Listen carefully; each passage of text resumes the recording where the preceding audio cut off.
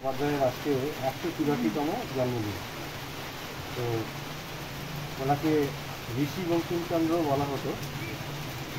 ভারতবর্ষের যে ব্রিটিশ ভারতবর্ষ সেখানে যে জন্মগ্রহণ করেছিলেন।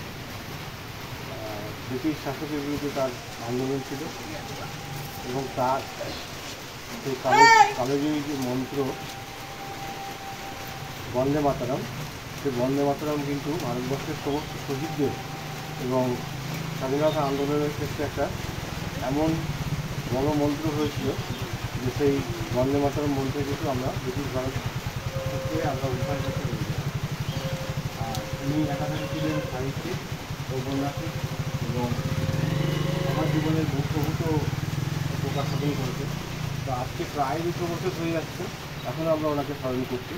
তো এরপরেও আরও 200-500 বছর, 1000 বছর পরেও ঋষি বঙ্কিমচন্দ্র কিন্তু আমাদের অন্তরে থাকবেন। উনি আমাদের দেশের গর্ব, জাতির গর্ব এবং আমাদের একটা অভিমান, এবং সেই অভিমানকে আমরা যদি কখনো ভুলে যাই সেটা কিন্তু আমরা জাতির প্রতি সঠিক বিচার করব না। আজকে শিক্ষক দিবস উদযাপন কমিটির পক্ষ থেকে যে অনুষ্ঠানের আয়োজন করা হয়েছে, আমি তাদেরকে সাধুবাদ জানাই। ঋষি বঙ্কিমচন্দ্র চট্টোপাধ্যায়কে আমি আমার আন্তরিক শ্রদ্ধা জানাই।